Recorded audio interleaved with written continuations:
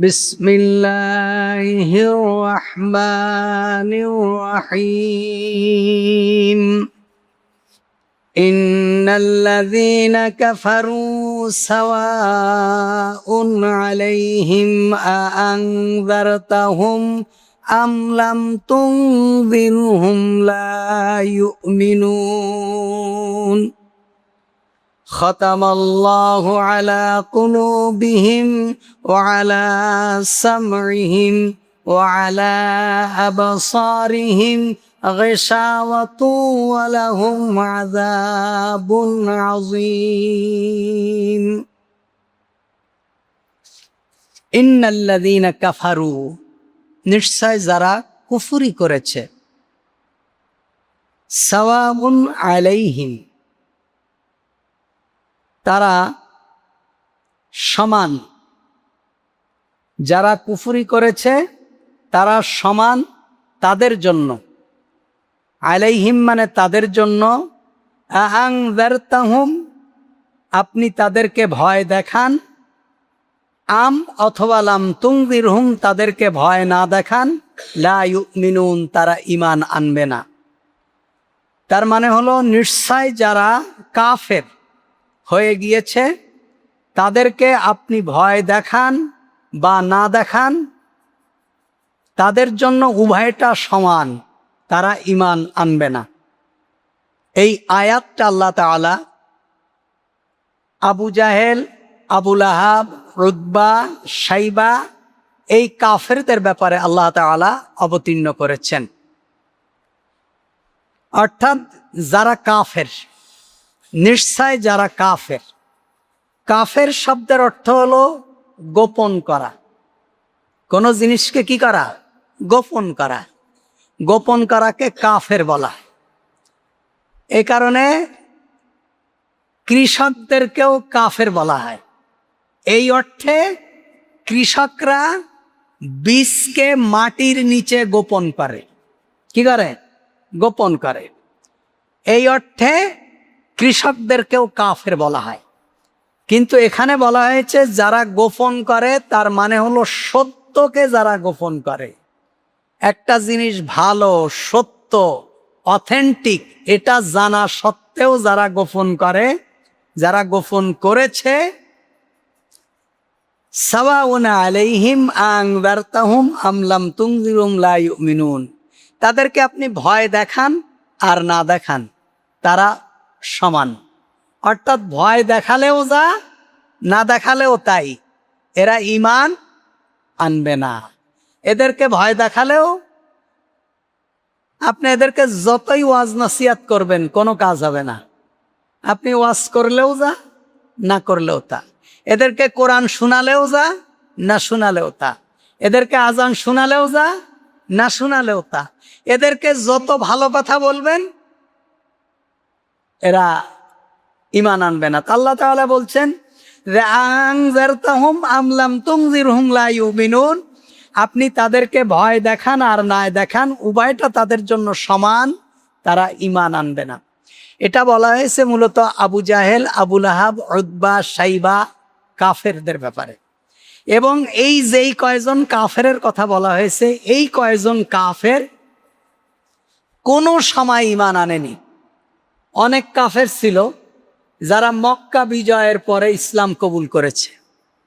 অনেক কাফের ছিল মুহাম্মদুর রাসূলুল্লাহ সাল্লাল্লাহু আলাইহি ওয়াসাল্লাম মদিনায় গিয়েছেন, তারপরে ইসলাম কবুল করেছেন। অনেক কাফের ছিল যারা মুহাম্মদুর রাসূলুল্লাহ সাল্লাল্লাহু আলাইহি ওয়াসাল্লামের ইন্তেকালের পরেও ইসলাম কবুল করেছেন। কিন্তু এই কয়জন কাফেরের ব্যাপারে আল্লাহ তাআলা বলেছেন কেন? আল্লাহ তাআলার ইলমে আছে যে এরা কখনো ঈমান আনবে না। এখন আসেন কুফর। এই যে কাফের অস্বীকার করা, এই কুফরটা কয়েক প্রকারের আছে। তাফসিরে আনোয়ারুল কোরআনের ভিতরে এসেছে কুফর 4 প্রকার। একটা হলো কুফরে ইনকার, এটা মুখে এবং অন্তরে অস্বীকার করা। একেবারেই মুখেও অস্বীকার, অন্তরেও অস্বীকার, টোটালটাই অস্বীকার। অর্থাৎ আল্লাহ সুবহানাহু ওয়া তাআলার অস্তিত্ব আছে, মুহাম্মাদুর রাসূলুল্লাহকে আল্লাহ দুনিয়ায় পাঠিয়েছেন, কোরআনটা আল্লাহর কিতাব, আল্লাহ তাআলা মুহাম্মদ সাল্লাল্লাহু আলাইহি সাল্লামকে পথ প্রদর্শক হিসাবে পাঠিয়েছেন, কোরআনটা দিয়েছেন।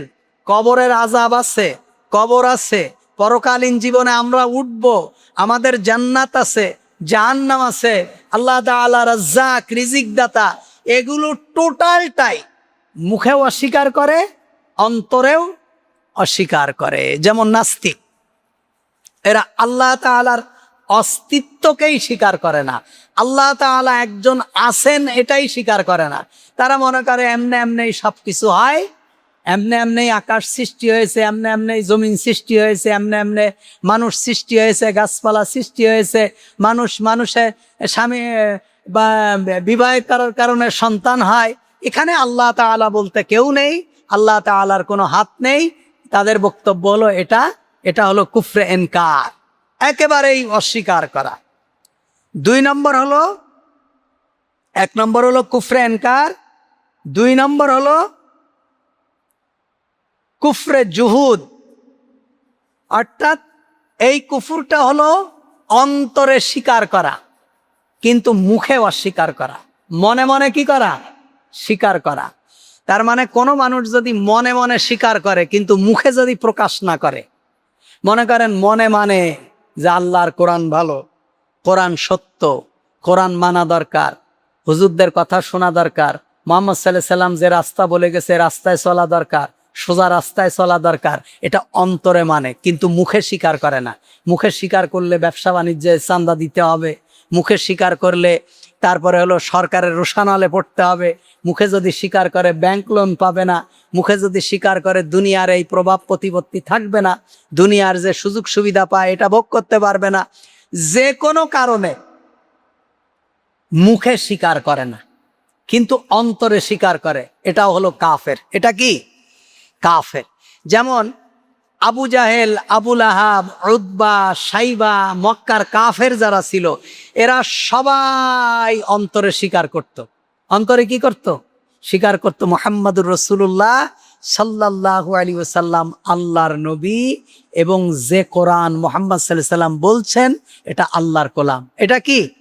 অন্তরে এরা স্বীকার করত কিন্তু মুখে স্বীকার করত না। এরা যখন এক জায়গায় যখন মিটিং করত, যখন বসতো, তখন বলতো দেখো মুহাম্মদ সাল্লাল্লাহু আলাইহি ওয়াসাল্লাম যা বলছে এটা অবশ্যই সত্য। লাইসা হাযা কালামুল বাশার, এটা কোনো মানুষের কথা না।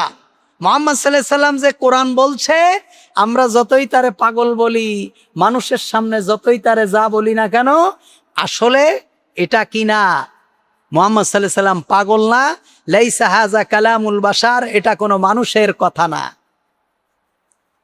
মুহাম্মদ সাল্লাল্লাহু আলাইহি ওয়াসাল্লাম যখন বাইতুল্লাহে যখন কোরআন পড়তেন, মুহাম্মদ সাল্লাল্লাহু আলাইহি ওয়াসাল্লাম যখন কোরআন পড়তেন তখন দিনের বেলায় তো কাফেররা বলতো খবরদার, লা তাসমাউ লিহাদাল কোরআন ওয়ালগাউ ফীহি লাআল্লাকুম তাগলিবুন।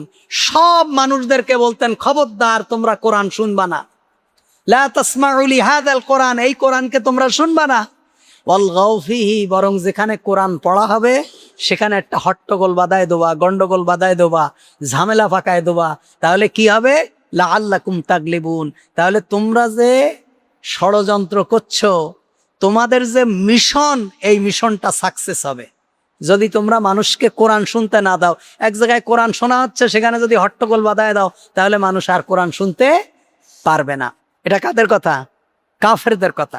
কিন্তু মুহাম্মাদুর রাসূলুল্লাহ সাল্লাল্লাহু আলাইহি ওয়াসাল্লাম দিনে যখন মক্কায় রাতে কোরআন বাইতুল্লাহ যখন কোরআন পড়তেন কিংবা তার হুজরায় যখন কোরআন পড়তেন, তখন একদিনের ঘটনা, দিনের বেলায় তো সমস্ত নেতারা বলছে যে কোরআন শুনবা না, কিন্তু মুহাম্মদ সাল্লাল্লাহু আলাইহি ওয়াসাল্লাম যখন এই কোরআন পড়া শুরু করেছে তখন মক্কার বড় নেতাকে আবু জাহেল নিঃশব্দ রাতে কাবা শরীফের এক কোনায় গিয়ে দাঁড়িয়ে গেছে। দাঁড়ায় মুহাম্মদ সাল্লাল্লাহু আলাইহি ওয়াসাল্লামের কোরআন শুনছে। আরেক কোনায় গিয়ে দাঁড়িয়ে গেছে উতবা, আরেক কোনায় যেয়ে দাঁড়িয়ে গেছে সাইবা। কাবার তো 4 কোনা, দাঁড়িয়ে গেছে 4 কাফের। যখন সকাল হয়ে গেছে, শোবে সাদেক, চারিদিকে একটু ফর্সা হয়, সারা রাত কোরআন শুনে যখন সকাল হয় ভাব, তখন সবাই চিন্তা করছে এখন তো মানুষ দেখে ফেলবে, আর মানুষ যদি দেখে যে আমরা কোরআন শুনছি আর দিনে বেলায় তাদেরকে মানা করেছি, তাহলে মাইর তো একটাও মাটিতে পড়বে না, আর জনগণ মুহাম্মদ সাল্লাল্লাহু আলাইহি সাল্লামের কোরআন মেনে নেবে। তখন এরা সবাই যখন চলে যাচ্ছে, যাইতে যাইতে যখন রাস্তায় উঠছে, তখন একজনের সাথে আরেকজনের দেখা। কি ব্যাপার, তুমি কোথায় গেছো, তুমি কোথায় গেছো? আরে তুমি মাতব্বার, তুমি লিডারি করো, তুমি তো গেছো মুহাম্মাদের কোরআন শুনতে। তাহলে আসো এখন শপথ করি, আসলে মুহাম্মাদের কণ্ঠে কোরআন শুনলে তো ভালোই লাগে, কিন্তু কি করব, জনগণের সামনে তো অনেক কথাই বলতে হয়, আমাদের দেশের নেতাদের মতো আর কি। তা বলছে যে ঠিক আছে, তাহলে শপথ করো, সবাই মিলে একসাথে শপথ করো যে আজকের পরে আমরা আর কেউ কোরআন শুনতে আসবো না, মুহাম্মদ সাল্লাল্লাহু আলাইহি সাল্লামের কণ্ঠে আর কেউ কোরআন শুনবো না। সবাই শপথ করে বাড়ি চলে গেছে। আবার যখন পরের দিন মুহাম্মদ সাল্লাল্লাহু আলাইহি সাল্লাম কোরআন তেলাওয়াত করছেন, তখন ও চিন্তা করছে আমি তো বড় নেতা, আমার হাতে যখন শপথ নিয়েছে কেউ আসবে না, তা সুতরাং কেউ যেহেতু আসবে না, আমি একটু যাই শুনি। সুবহানাল্লাহ বলবেন না? বড় নেতা যে দাঁড়ায় গেছে। এখন আরেকজন বলতেছে যে বড় নেতা তো কোনোদিনই আসবে না, কারণ শপথ তো বড় নেতাই পড়াইছে। আরেকজন গেছে, যাইতে যাইতে সকালবেলা আবার যখন শবে সাদেকের আগে যখন সবাই বের হয়ে গেছে, দেখেন সব আবার মুখোমুখি দেখা। কি ব্যাপার, গতকালকে না শপথ করছো মিয়া, শপথ তো তুমি পড়াইছো, তুমি তো কোরআন শুনছো, তা আমার কি দোষ? তার মানে কি? তার মানে হলো কুফরে জুহুদ। এরা অন্তর থেকে বিশ্বাস করত যে মুহাম্মাদুর রাসূলুল্লাহ সাল্লাল্লাহু আলাইহি ওয়াসাল্লাম সত্য। মুহাম্মদ সাল্লাল্লাহু আলাইহি ওয়াসাল্লাম যখন বাইতুল্লাহ সিজদা দিতেন, তখন মরা উটের ভুঁড়ি, নাড়ি, পচা, দুর্গন্ধ, পায়খানা, এগুলো সব মুহাম্মদ সাল্লাল্লাহু আলাইহি ওয়াসাল্লামের মাথার উপরে দিয়ে দিতেন, যাতে মুহাম্মদ সাল্লাল্লাহু আলাইহি ওয়াসাল্লাম সিজদা থেকে আর মাথা উঠাতে না পারে। একদিন মুহাম্মদ সাল্লাল্লাহু আলাইহি ওয়াসাল্লাম এরকম মুহাম্মদ সাল্লাল্লাহু আলাইহি ওয়াসাল্লামকে হত্যা করার জন্য আসলেন। আবু জাহেল খুব রেগে আসলেন, মুহাম্মদ সাল্লাল্লাহু আলাইহি ওয়াসাল্লামকে দেখে থরথর করে কাঁপা শুরু করলেন। তখন বললেন যে তুমি এত বড় নেতা, তুমি এসে মুহাম্মদ সাল্লাল্লাহু আলাইহি ওয়াসাল্লামের সামনে একেবারে ফেরেশতার মতো সোজা হয়ে যাও, কারণ কি? বলে শোনো, মুহাম্মদ সাল্লাল্লাহু আলাইহি ওয়াসাল্লামকে আমি যা দেখি তোমরা তা দেখো না। মানে মুহাম্মদ সাল্লাল্লাহু আলাইহি ওয়াসাল্লামকে দেখলেই তাদের অবস্থাটা অন্যরকম হয়ে যেত। তখন তারা অকপটে স্বীকার করতেন যে মুহাম্মাদুর রাসূলুল্লাহ সাল্লাল্লাহু আলাইহি ওয়াসাল্লাম আল্লাহর নবী এবং কোরআনটা আল্লাহর কালাম। সুবহানাল্লাহ। আমাদের দেশে অনেক নেতা আছে, আপনারা তো জানেন না, অনেক নেতা আছে যারা দিনের বেলায় আমাদেরকে গালিগালাজ করে, মসজিদের ইমাম সাহেবদের 14 গোষ্ঠী উদ্ধার করে, এই হুজুরদের দেখতেই পারে না, আবার ওদের ছেলে মেয়েদেরকে মাদ্রাসায় পড়ায়। কারণ ওরা এটা জানে যে যারা আমরা যাদের গালিগালাজ করছি এরা আসলেই ভালো, এরা মদ খায় না, গাঁজা খায় না, সিগারেট খায় না, বিড়ি খায় না, সুদ খায় না, ঘুষ খায় না, ব্যাংকের টাকা চুরি করে না, কারো জমি ফাঁকি দেয়নি, একজনের দোকান ফাঁকি দেয়নি, এরা আসলে কোনো অপকর্মের সাথে জড়িত না। আমরা তো মাগরিবের পর থেকে ফজর পর্যন্ত বোতল খাই, তারপরে আরো যত আকাম কুকাম আছে সব করি, অন্তত আমাদের সন্তানরা যেন বোতল টতল না খায়, এই জন্য এই মোল্লাদের দলে দিয়ে এসি মাদ্রাসায় পড়ায়। বহুত বড় বড় নাস্তিক মার্কা, যাদের বক্তব্য শুনলে মনে হবে যে এদেরকে না মারলে গুনাহ হবে, এই ধরনের হারামখোর কিন্তু ছেলে পড়ায় মাদ্রাসায়। তার মানে কি? তারা বিশ্বাস করে যে কোরআন ভালো, কোরআনের পথে যারা আছে তারা ভালো, মুহাম্মাদুর রাসূলুল্লাহ সাল্লাল্লাহু আলাইহি ওয়াসাল্লামের সুন্নাহ ভালো, কিন্তু তারা তাদের রাজনৈতিক ক্ষমতা, দুনিয়াবি আধিপত্য এগুলো টিকায় রাখার জন্যই কোরআনের বিরুদ্ধে অপপ্রচার আর প্রোপাগান্ডা চালায়। তে কুফরে জুহুদ হলো অন্তরে স্বীকার করা আর মুখে অস্বীকার করা, এটা হলো 2 নম্বর কুফরি। 3 নম্বর হলো কুফরে মুআনাদা, সত্যকে অন্তর দিয়ে বোঝা এবং মুখ দিয়ে বলা। অন্তরেও বিশ্বাস করে, মুখেও স্বীকার করে, কিন্তু কর্মে পরিণত করে না। কর্মে কি? মুখে স্বীকার করে, অন্তরেও বিশ্বাস করে, কিন্তু কর্মে পরিণত করে না। তার মানে কি? তার মানে হলো কেউ যদি বলে না আসলেই আমাদের তো মরে যাইতে হবে, আমাদের মরে যাইতে হবে, আমাদের ভালো কাজ করতে হবে, নামাজ পড়তে হবে, হুজুররা বলে আমরা শুনি না, কিন্তু নামাজ কিন্তু পড়ে না। অন্তরেও বিশ্বাস করে, মুখেও স্বীকার করে, কিন্তু কর্মে পরিণত করে না। সবাই বলে কোরআন ভালো, আরে কোরআনের কি আইন, মুহাম্মদ সাল্লাল্লাহু আলাইহি সাল্লাম কি সুন্দর, কিন্তু মুখেও স্বীকার করে কিন্তু কর্মে পরিণত করে না। আবু তালেব একেবারে নির্দ্বিধায় বিশ্বাস করতেন মুহাম্মাদুর রাসূলুল্লাহ সাল্লাল্লাহু আলাইহি ওয়াসাল্লাম আল্লাহর নবী। এটা অন্তরে বিশ্বাস করতেন এবং মুখেও স্বীকার করতেন, এবং উনি মরার আগে উনি স্বীকার করেছেন। যখন তিনি মারা যাচ্ছেন তখন মুহাম্মদ সাল্লাল্লাহু আলাইহি ওয়াসাল্লাম যখন যে বললেন, ইয়া আম্মি কুল লা ইলাহা ইল্লাল্লাহ, ও আমার চাচা, আম্মি মানে চাচা, হ্যাঁ আমার চাচা, আপনি একটু লা ইলাহা ইল্লাল্লাহ বলেন। লা ইলাহা ইল্লাল্লাহ, ইয়া আম্মি কুল লা ইলাহা ইল্লাল্লাহ আশহাদু লাকা বিহা ইয়াউমাল কিয়ামা, আমি আপনার জন্য আল্লাহর কাছে কিয়ামতের দিন সাক্ষী দেব যে আমার চাচা কালিমা পড়ে মারা গেছে, আর কালিমা পড়লে তার পূর্বের সকল গুনাহ আল্লাহ তাআলা মাফ করে দেন। সুবহানাল্লাহ। চাচার জন্য এত দরদ কেন? মুহাম্মাদুর রাসূলুল্লাহ যখন ছোট ছিলেন তখন তো বকরি চড়াতেন, তারপরে এই চাচা হাত ধরে তাকে সিরিয়ায় নিয়ে গেছে, ব্যবসা বাণিজ্য শিখাইছেন, খাদিজা রাদিয়াল্লাহু তাআলা আনহার সাথে বিবাহ দিয়েছেন এবং বিবাহের খুতবা পড়াইছেন আবু তালেব। ঘটকও আবু তালেব, কাজীও আবু তালেব। এবং মুহাম্মাদুর রাসূলুল্লাহ সাল্লাল্লাহু আলাইহি ওয়াসাল্লামকে কাফেররা কিছুই করতে পারত না, শুধুমাত্র আবু তালেবের ভয়ে। আবু তালেব মুহাম্মদ সাল্লাল্লাহু আলাইহি ওয়াসাল্লামের চাচা বলে না, তিনি হলেন মক্কার প্রভাবশালী সম্ভ্রান্ত মানুষ, বংশের মানুষ, মক্কার নেতা। তা সুতরাং নেতার ভাতিজারে মারবে নেতার অনুমতি ছাড়া এত সহজ? এই মুহাম্মাদুর রাসূলুল্লাহ সাল্লাল্লাহু আলাইহি ওয়াসাল্লামকে একেবারে ছায়ার মতো আগলে রাখতেন দুইজন ব্যক্তি, একজন হলেন খাদিজাতুল কুবরা রাদিয়াল্লাহু তাআলা আনহা, আরেকজন হলেন তার চাচা আবু তালেব। এবং এই দুইজনই একই বছর ইন্তেকাল করেছেন। এজন্য মুহাম্মদ সাল্লাল্লাহু আলাইহি ওয়াসাল্লাম সেই বছরটা খুব কষ্টের বছর ছিল। একই বছর তার জীবনে যেই দুইজন মানুষ আগলে রাখতেন সেই দুইজন মানুষ বিদায় নিয়েছে। তাই আবু তালেবকে যখন বললেন কালিমা পড়ো, তখন আবু তালিব বলছেন যে চাচা, ভাতিজা, তুমি আল্লাহর নবী আমি বিশ্বাস করি, তাহলে তুমি যে আল্লাহর নবী এটা আমি অন্তর থেকে বিশ্বাস করি, এবং কোরআন যে সত্য এটা আমি স্বীকারও করি, কিন্তু আমি কালিমা পড়তে পারবো না। কারণ আমি যদি কালিমা পড়ি তাহলে লোকজন আমারে কি বলবে? বলবে সারা জীবন একটা আদর্শের উপরে ছিল, মরার সময় মুহাম্মাদের কালিমা গ্রহণ করে মারা গেছে একটা কাপুরুষ। মুহাম্মাদের ভয়তে মুহাম্মাদের কালিমা পড়ে কি হয়েছে? মারা গেছে। এজন্য ভাইরা আমার, যারা সারা জীবন নাস্তিক থাকে, যারা সারা জীবন বাম রাজনীতি করে, যারা সারা জীবন কোরআনের বিপক্ষে কথা বলে, যারা সারা জীবন কোরআনের বিরুদ্ধে আন্দোলন করে, এরা মরার আগে ভালো হইতে চাইলেও আল্লাহ তাআলা এদেরকে ভালো করেন না। মরার আগে দেখবেন একদম নমশুদ্ধের মতো মরে, মোছ নেই, দাড়ি নেই, মানে কিচ্ছু নেই, নামাজ নেই, কালাম নেই, হসপিটালের বেডে কুত্তার মতো মরে। কারণ কি? এরা সারা জীবন যে আদর্শের উপরে থাকে, আল্লাহর কোরআন এবং তার আদর্শকে ঘৃণা করার কারণে মরার আগে আল্লাহ তাআলা তাদেরকে লাঞ্ছিত এবং অপমানিত করে মরেন, তাদের কপালে হেদায়েত দেন না।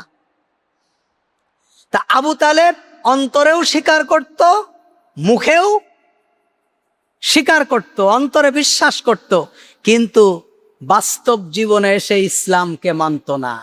তাহলে আমরা যদি কোরআন বিশ্বাস করি এবং মুখে যদি স্বীকার করি কোরআন খুব ভালো, কিন্তু আমাদের বাস্তব জীবনে যদি কোরআনের প্র্যাকটিস না থাকে, বাস্তব জীবনে যদি কোরআনের হুকুম মানার ইচ্ছা না থাকে, হুকুম না মানি, তাহলেও কুফরে মুআনাদা, 3 নম্বর কুফর। আর 4 নম্বর কুফরটা হলো কুফরে নেফাক। কুফরে নেফাক হলো মুখে স্বীকার করা। কি করা? মুখে স্বীকার করা কিন্তু অন্তরে অস্বীকার করা। এটা হলো 4 নম্বর কাফের, কুফরে নেফাক। অর্থাৎ অন্তরে মানে না কিন্তু মুখে মানে। অন্তরে কি মানে না? অনেক নেতা আছে দেখবেন ইন্ডিয়া, বাংলাদেশে তো আছেই, ইন্ডিয়ায় দেখবেন মমতা ব্যানার্জি রমজানের সময় একেবারে হেজাব টেজাব পরে যেয়ে ইফতার করতে বসে যায়। বাংলাদেশে তো জানাজায় হিন্দুরাও দাঁড়ায় নামাজ পড়ে, জানাজার নামাজ দেখছেন না? নেতা মারা গেছে, হিন্দুরা এসে, হিন্দু নেতা, দলীয় নেতা আমাদের গয়েশ্বরচন্দ্র রায়, মাশাল্লাহ, উনি তো টুপি মাথায় দেয়, দেখলে মনে হয় একদম মসজিদের ইমাম সাহেব। রমজানে দেখেন না? তার মানে কি, এরা অন্তরে অস্বীকার করে কিন্তু মুখে কি করে? স্বীকার করে। মুখে স্বীকার করে কেন? মুখে স্বীকার করার কারণ হলো তার রাজনৈতিক অবস্থান, তার সামাজিক অবস্থান, তার নেতৃত্বের অবস্থান, এটাকে ধরে রাখার জন্য মুখে মুখে বলে, কিন্তু অন্তরে কি বলে না। একে বলা হয় কুফরে নেফা, এরাও কাফের। যেমন মক্কার আব্দুল্লাহ বিন উবাই, মদিনার এই মুনাফিকের সর্দার, এটা মুহাম্মাদুর রাসূলুল্লাহর পিছনে দীর্ঘদিন নামাজ পড়েছে। মুহাম্মদ সাল্লাল্লাহু আলাইহি সাল্লামের পিছনে নামাজ পড়া মানে কি? সে কোরআন পড়তে পারতো না, আমাদের মতন অশুদ্ধ পড়তো, সহি কোরআন পড়তে পারত, কোরআনের অর্থ জানতো।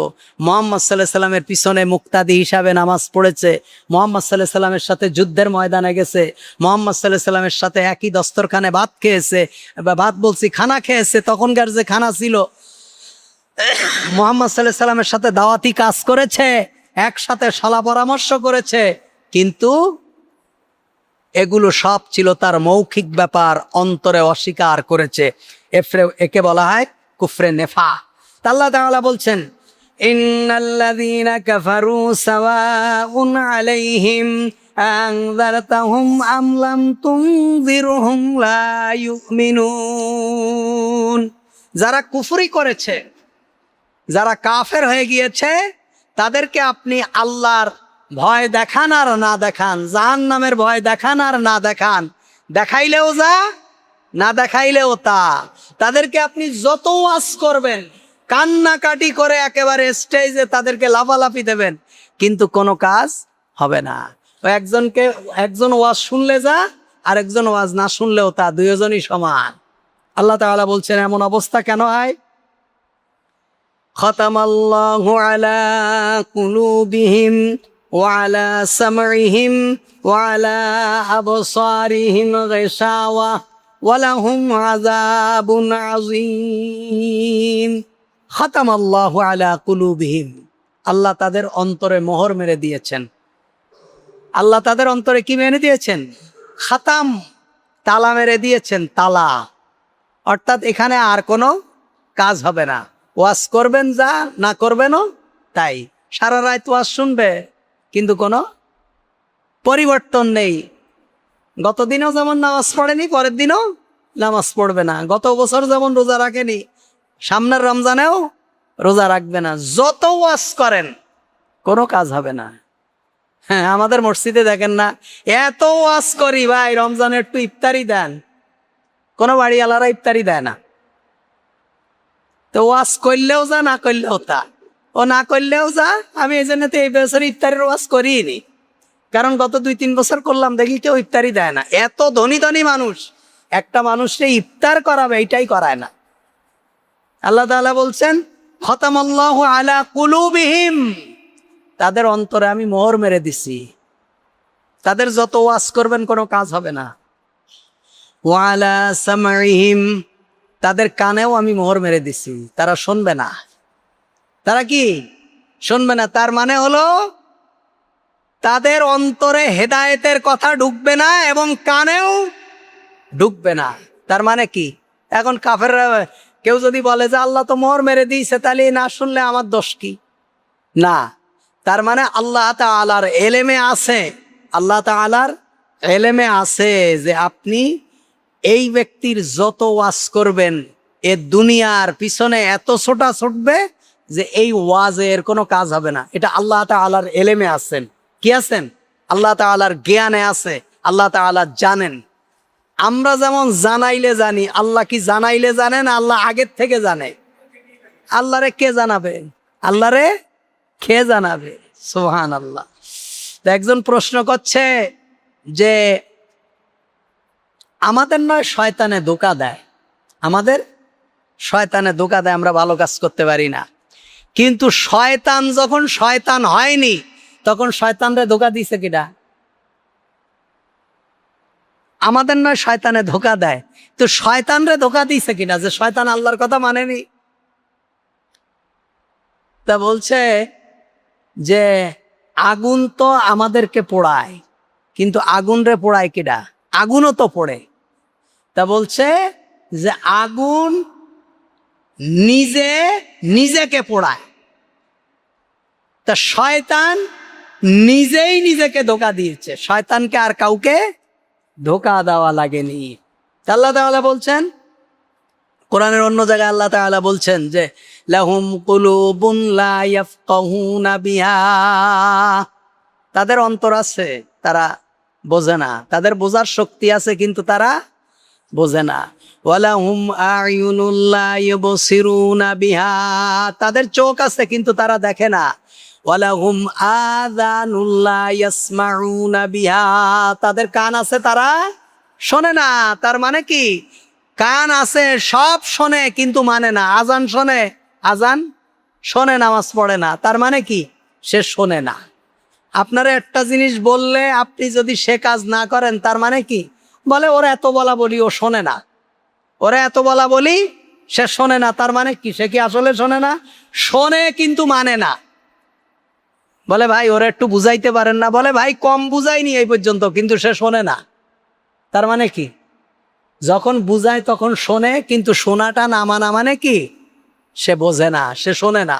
আল্লাহ তাআলা বলছেন যাদের অন্তর দিছি বোঝে না, কান দিছি শোনে না, চোখ দিছি দেখে না, উলাইকা কাল্লানাম, তারা চতুষ্পদ জন্তুর মতো। তারা কি? চতুষ্পদ জন্তুর মতো। বালহুম আজাল, বরং জানোয়ারের থেকেও খারাপ। কারণ জানোয়ারের তো আমি বুঝ ক্ষমতা দেইনি, কিন্তু মানুষের তো বুঝ ক্ষমতা দিছি। ও না দিয়ে যেহেতু শোনে না, আর এর দিয়ে শোনে না, তার মানে ওর থেকেও খারাপ। আল্লাহ তাআলা বলছেন